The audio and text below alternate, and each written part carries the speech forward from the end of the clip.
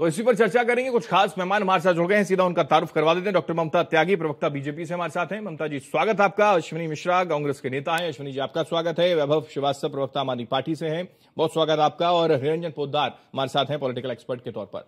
चलिए, हम क्राइम पे नहीं चर्चा करें, पूर्वांचलियों की बात करें। हमारे लौट रहे हैं वापस, ठीक है। ममता जी, जवाब दीजिए कि जितना एक्सपेक्टेशन दिल्ली की सरकार से की जाए, उतनी एक्सपेक्टेशन केंद्र सरकार से भी होनी चाहिए, वही जिक्र कर रहे थे। और सारा दोष हमारा नहीं है, वैभव जी बड़े आसानी से कह रहे हैं कि हमारा दोष नहीं है। फिर कांग्रेस कहती है कि नूरा कुश्ती ये करते हैं।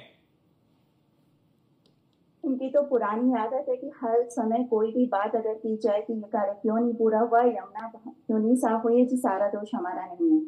ये तो इनकी खैर पुरानी चरित्र है, पुराना आदत है, इसमें तो मैं नहीं ज्यादा जाना चाहूंगी। लेकिन मैं एक बार आपको कोविड का वो समय याद दिलाती हूँ।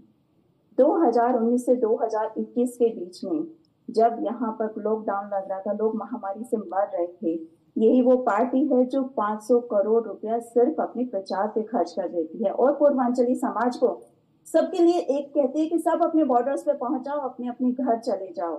क्या ये इनका मानवता या पूर्वांचली समाज के लिए कुछ न्याय करने का सोच नहीं दिखाती है? कहीं ना कहीं ये हर एक चीज को पूर्वाग्रह ग्रसित रखते हैं। मतलब इनके दिमाग में चल कुछ और रहा होता है, करते ही कुछ और है।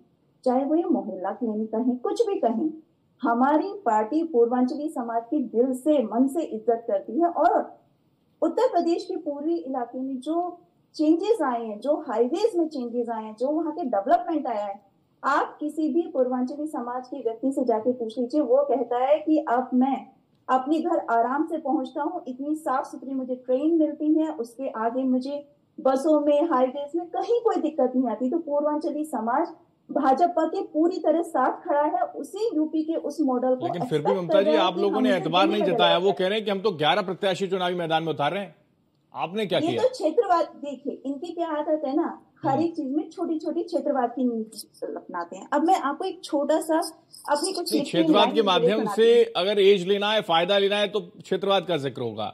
लेकिन अगर उनको नेतृत्व देना है तो क्षेत्रवाद का जिक्र नहीं होगा। ममता जी, हम डेवलपमेंट की बातें करते हैं, हमने भी 5 प्रत्याशी निकाले हैं, लेकिन अगर ऐसे और निकालेंगे, अगर क्योंकि जो लोग 40 साल से यहाँ आकर रह गए हैं, उन्हें पूर्वांचली के नाम पे अलग क्यों कर दिया जाए? आपने लॉकडाउन पे उन्हें घर कैसे भेज दिया? आपने ये क्यों नहीं कहा कि हम आपका साथ यहाँ देंगे? और दूसरा, मैं बस कुछ लाइन कहना चाहूंगी, माफ कीजिएगा, मुझे बोलने का थोड़ा सा मौका दीजिएगा। इन्हें लुटेरे नहीं, बड़े वाले जेब कतरे कहिए जनाब। ये सामने से पैसे दिखाकर पीछे से जेब काटते हैं जनाब। ये अपना शीश महल बनाकर आपको गरीब एवं बीमार बनाते हैं जनाब। ये है इनका असली चरित्र।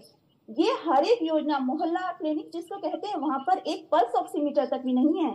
सोचिए, पल्स ऑक्सीमीटर, वहां पर एक नेबुलाइजेशन की मशीन नहीं है, वहां पे दवाइयां नहीं है। उन मोहल्ला क्लिनिक की दवाई खा के 5 बच्चे मर चुके हैं।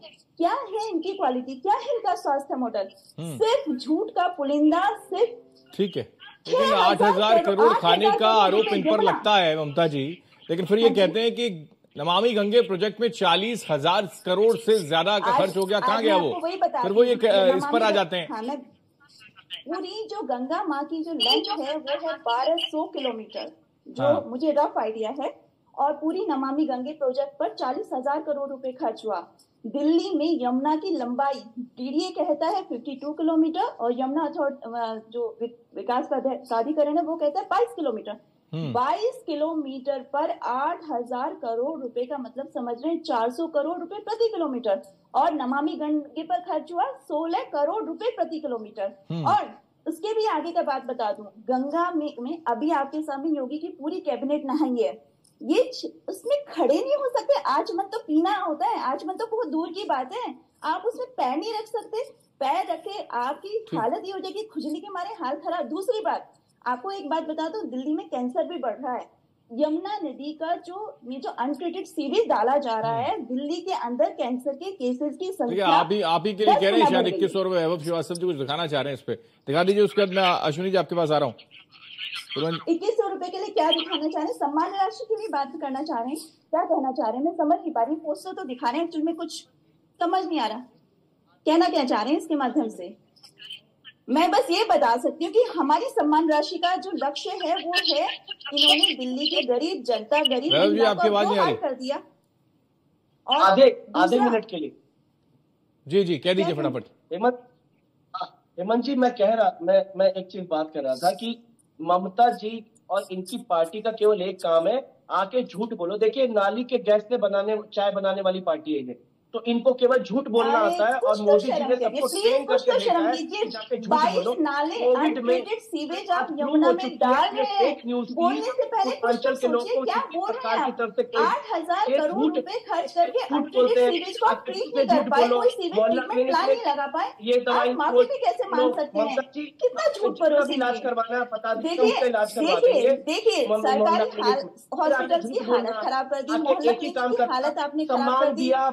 केजरीवाल हर किसी को सम्मान देता है। ब्रिजभूषण की पार्टी, हर चीज में घोटाला किया सिर्फ पेट दिखाने के लिए कि ऑन पेपर काम हो जाए, पैसा सारा अपने पास आ जाए, पैसा दूसरे चुनाव में चला जाए।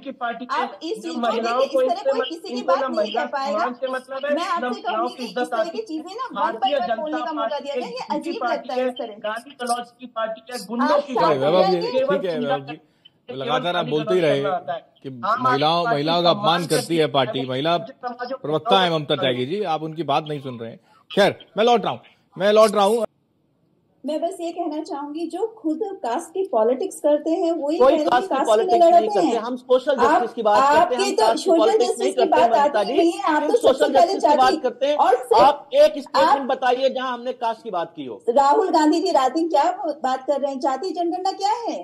जाति जनगणना सोशल इंक्लूसिवनेस की बात है, कास्टिज्म की नहीं है। जाति जनगणना की बात है, रिप्रेजेंटेशन की बात है, इक्वल रिप्रेजेंटेशन करने की बात कर रहे हैं, जस्टिस की बात है। और दूसरी बात, आपकी तो रैलियां ही कैंसिल हो रही है, आप तो चुनाव भी पूरी तरह से नहीं लड़ रहे हैं, आपकी तो एंटर में रैलियां कैंसिल हो जा रही है। कांग्रेस चुनाव नहीं लड़ती, कांग्रेस के लिए जनता चुनाव लड़ती है। उस बार जनता चुनाव लड़ रही है। लेकिन बिना रैलियों में आप जब संगठन को भी नहीं जोड़ेंगे तो आपका चुनाव क्या लड़ेगा? अरे मैं वही बोल रहा हूँ। और दूसरी बात, झूठे बातों से चुनाव लड़ना बंद हुआ। आजकल चुनाव सारा इंफॉर्मेशन से होता है। कॉमनवेल्थ घोटाला आप कितनी वैसी बात कर रहे हो? आप एक प्रूफ निकाल पाए? सिर्फ हवाबाजी की, जनता को बेवकूफ बनाया, ये किया वो किया, किसी एक आदमी को जेल भेज पाए? इनको आप चोर बोलते थे, उनको पार्टी में शामिल कर लिया। आप बताइए, चोर मौसारे भाई आपके की तरफ हैं, आपके पास ये वॉशिंग मशीन है ममता जी, ये वॉशिंग मशीन से भारतीय जनता पार्टी के पास है कि 25 लोगों पर पहले इल्जाम लगाओ और ठीक है अश्विनी जी, लेकिन ये आलम तो आपके साथ भी जुड़ा है अश्विनी जी, ये आलम तो आपके साथ भी जुड़ा है कि जो लोग भ्रष्टाचार के बड़े बड़े आरोप लगाते थे उनके साथ फिर गलवैया की 2024 में आपने, और आज स्थिति ये है कि अब एक दूसरे को देखा नहीं जा रहा, गालियां तक दी जा रही हैं। ऐसा नहीं है हेमंत जी, वैभव जी पेपर से अपना मुंह छुपा रहे हैं। हेमंत जी ऐसा नहीं है, हेमंत जी ऐसा नहीं है। जब हमको किसी एक बड़ी शक्ति से लड़ना होता है तो कई बार हमको छोटे छोटे शक्तियों को अपने साथ लाना पड़ता है, भले ही वो बड़ी शक्ति है, देश को जोड़ने की शक्ति है। बीजेपी ने देश का जो नुकसान किया है उस नुकसान को कौन बड़ी शक्ति है? कौन है बड़ी शक्ति? किया है जो नुकसान किया है उस नुकसान से देश को निकालने के लिए एकजुट होना जरूरी था, इसलिए हम एकजुट हुए।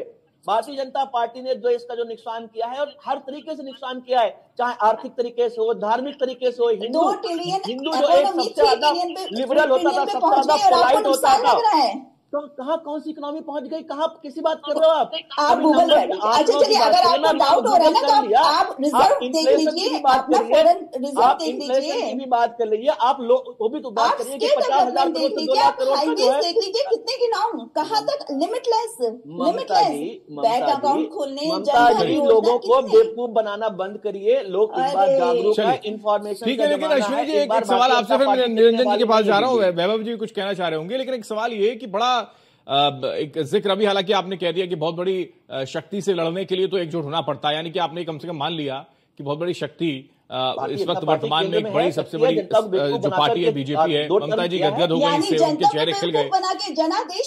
ठीक है, लेकिन अश्विनी जी आपने एक जिक्र भी कर दिया, एक मैनिफेस्टो में अश्विनी जी एक जिक्र भी हो गया कि महाकुंभ की तर्ज पर छठ महापर्व होगा, यानी कि महाकुंभ को भी भव्य दिव्य नव्य आप मानते हैं। ये भी एक योगी सरकार की, उत्तर प्रदेश की सरकार की एक उपलब्धि है, नहीं है? इसको क्लीन चिट दे दिया आपने। मैं हेमंत जी सवाल करना चाहता हूं, क्या योगी सरकार, यही योगी सरकार जो कुंभ में नहा रही है, 10 किलोमीटर हट करके उसी गंगा में नहा सकती है क्या? डुबकी लगा सकती है? जाके हालत देखिए वहां कितनी गंदी है। एक विशेष एरिया को आपने साफ सुथरा कर लिया, इसका मतलब 1200 किलोमीटर जो गंगा जो बात कर रहे थे वो साफ सुथरी नहीं हो गई। गंगा में अभी हमने वो लाशें तैरती हुई देखी हैं कोरोना के टाइम पे, तो गंगा की बात मत करिए साहब। दोनों मिलकर सिर्फ और सिर्फ बेवकूफ बना रहे हैं। वो 8,000 करोड़ रुपए खर्च कर रहे हैं यमुना के नाम पर पे, जहां पर पानी के साथ साबुन फ्री मिल रहा है, और वहां पर गंगा कुछ हिस्से भले ही साफ कर लिए हो जो अपने तरीके से नेचुरल तरीके से साफ होते हैं फ्लो के साथ में। आप पूरी गंगा देखिए ना, नजर नहीं आ रहे, आपको सीवेज ट्रीटमेंट चीजें नहीं दिख रही है, आपको यमुना के पानी की जो गंदगी और गंगा के पानी का अगर कंपैरिजन करें ना, 300 गुना है यमुना गंगा जी से, 300 गुना, 300 टाइम्स। लेकिन हैरानी है, हिंदुस्तान के लिए हैरानी है कि कुछ ऐसे मुद्दे होते हैं जिनको खत्म अगर कर दिया जाए तो फिर राजनीति कैसे होगी। यही वजह है कि गंगा हो चाहे यमुना हो, उसको अविरल बनाने का जिक्र तो तमाम सियासतदान करते हैं, लेकिन अविरल कैसे बने, अगर बन जाए तो फिर राजनीति कैसे हो। निरंजन जी, क्या सही कह रहा हूं मैं? लेकिन लिपापोती हो रही है। एक तरफ कहा जा रहा है कि पूर्वांचलियों को यूपी बिहार का बताकर उनका अपमान, तो कहीं दूसरी तरफ ये कहा जा रहा है कि ये रोहिंग्या और बांग्लादेशी इनको करार दिया जा रहा है। ये आरोप आम आदमी पार्टी बीजेपी पर लगा रही है। ममता जी कुछ कह रही हैं, कह दीजिए ममता जी। गंगा जी में डॉल्फिन अब काफी कॉमन देखी जा रही है। बनारस के घाट देख लीजिए, हरिद्वार की गंगा आरती देख लीजिए, आप गंगा में सुधार की चीजें तो देखिए, आप सारी चीजों को एक साथ नहीं लगा सकते। ममता जी बताइए, हम भी डॉल्फिन देखने चलेंगे गंगा जी में, कहाँ डॉल्फिन आप बताइए। हम भी उत्तर प्रदेश से आते हैं, हमारे यहाँ भी गंगा निकलती है फरुखाबाद से, फरुखाबाद से आता हूँ, हमारे यहाँ भी घाट पे गंगा घाट है। आपकी हालत देखिए, वही तो प्रॉब्लम है कि आपका सारा नॉलेज व्हाट्सएप से आ रहा है। सबसे बड़ी प्रॉब्लम यही, आप व्हाट्सएप यूनिवर्सिटी के प्रोफेसर हैं आप लोग, सारा नॉलेज आपका व्हाट्सएप से आ रहा है। इधर क्यों ले जा रहे हैं? आप, मैं बोल रहा हूँ, भारतीय जनता पार्टी सारा नॉलेज जो है, सारा ज्ञान, सारा विकास व्हाट्सएप कर रही है। और ले जा रहे हैं, मैंने कहा मैं आपके व्हाट्सएप पे शेयर कर दूंगी वो इन्फॉर्मेशन आराम से। और बताइएगा फरुखाबाद में, घाट की, आप बताइएगा फरुखाबाद में डॉल्फिन कब आ रहा है? कुंभ देखने दुनिया। ठीक है, लेकिन चलिए वैभव जी कुछ कह रहे हैं, वैभव जी की बात रख दीजिए। हालांकि अश्विनी जी, कम से कम कुछ तो हुआ, कम से कम इतना तो होना चाहिए कि आप ये कमेंट कर देते कि शायद कुछ हुआ, विरल है गंगा, चलो चलिए वहीं महाकुंभ में ही सही, प्रयागराज में ही सही, वहां व्यवस्थाएं तो कम से कम कुछ तो आप पॉजिटिव कह देते, कुछ तो किया होगा सरकार ने। और अगर आपने किया होता तो शायद ये स्थिति ना आती कि कांग्रेस की सरकार 10 साल तक बाहर बैठी रहती दिल्ली के अंदर, अगर कुछ किया होता तो शायद। ठीक है, वैभव जी कुछ कह रहे हैं, आखिरी कमेंट फटाफट से। हेमंत जी, मैं एक ही चीज अपनी बात रखूंगा कि देखिए, इतने हमने बात सुनी, सबकी बातें सुनी, और हमारी जो जनता जनार्दन ने जो डिबेट देख रही थी, उनको इससे क्या मिला? देखिए, न भाजपा के पास कोई विजन है, न कांग्रेस के पास कोई विजन है। इनके पास न विजन है, न कोई सीएम है, न कोई नेता है। चुनाव लड़ने के लिए लोग नहीं मिल रहे। कौन बनेगा मुख्यमंत्री? सरकार बन गई इस बार। अरे कौन बनेगा? एग्जीक्यूशन की बात करिए, एग्जीक्यूशन की। आप 11 साल से हैं, हम ये विजन की बात कर रहे हो, अभी भी विजन की बात कर रहे हो आप, एग्जीक्यूशन कहाँ है? 11 साल से आप सरकार में हैं। ठीक है, एग्जीक्यूशन में तो आप भी फंसे हैं वैभव जी, एग्जीक्यूशन में तो आप भी फंसे हुए हैं। शुद्ध जल अभी तक पहुंचा नहीं पाए, और इसलिए कह रहे हैं कि कुछ वादे हैं जो अभी अधूरे रह गए, जिनको पूरा किया जाएगा।